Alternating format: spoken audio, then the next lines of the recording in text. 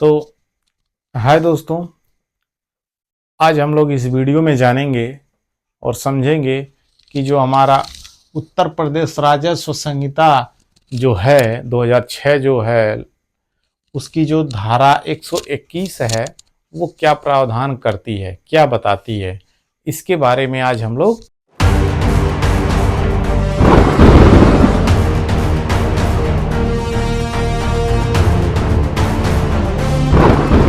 जानेंगे। तो हम लोग जानेंगे धारा 121 है क्या।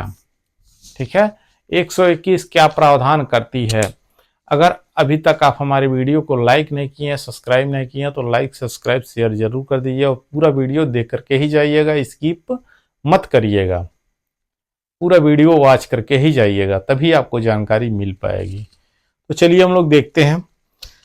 समर्पण की स्थिति में लगान या राजस्व का दायित्व, ये धारा यह प्रावधान करती है,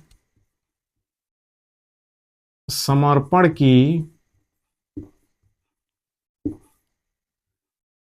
स्थिति में लगान या राजस्व का दायित्व,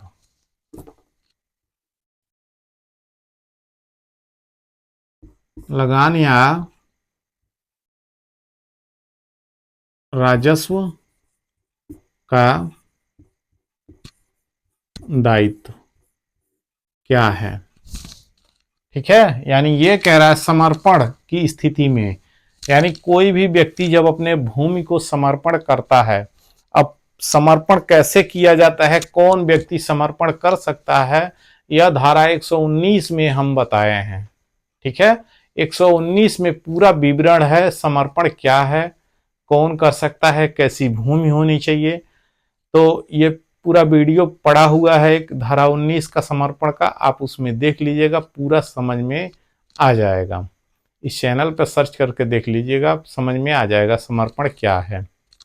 ठीक है, यही कह रहा है कि समर्पण की स्थिति में जब समर्पण किया गया है उस दशा में लगान या राजस्व का दायित्व क्या होगा, लगान क्या होगा और राजस्व का उस समय दायित्व क्या होगा, कर्तव्य क्या होगा समर्पण की स्थिति में। तो कह रहा है कि धारा 118 120, अब धारा 118 क्या है, भूमिधर द्वारा समर्पण, धारा 118 क्या है, भूमिधर के द्वारा समर्पण। और धारा 120 कह रहा है कि समर्पण का प्रभाव, क्या क्या समर्पण का प्रभाव रहा है इस धारा के पहले। ठीक है, तो धारा 118 और 120 के उपबंधों के होते हुए धारा 118 120 का भी वीडियो बन चुका है, आप लोग उसको देख लीजिएगा अच्छी तरह से। ठीक है,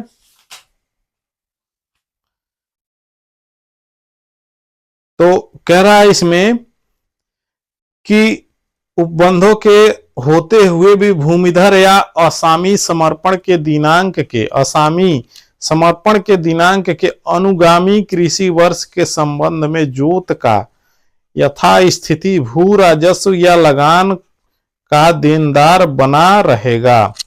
यानी ये कह रहा है, इसका मतलब ये हुआ कि जो अनुगामी कृषि वर्ष है, जो कृषि के संबंध में जोत का, ठीक है, यथास्थिति बनी रहेगी और उस दशा में चाहे जो भी उस व्यक्ति का प्रयोग कर रहा हो उस भूमि का, या किसी बैंक द्वारा लेकर के किसी व्यक्ति को पट्टे पर दे दिया गया है, ठीक है, और उस दशा में जो उस भूमि का जो लगान होगा वह भू राजस्व को दे होगा, उस व्यक्ति के पट्टेदार के द्वारा भी दे होगा।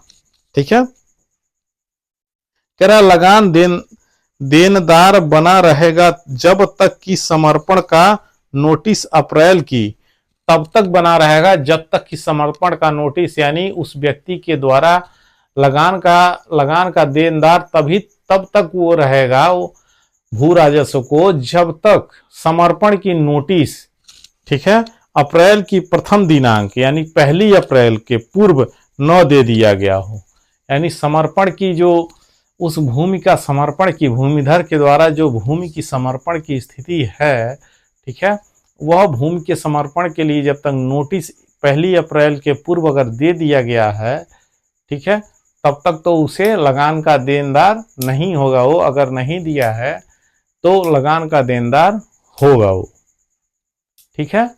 तो अब ये समर्पण, भूमि का समर्पण क्या है, कैसे है, ये सारा चीज हम धारा 118 में भूमि का समर्पण के बारे में बता दिए हैं। वो पूरा वीडियो आप लोग देख लीजिएगा।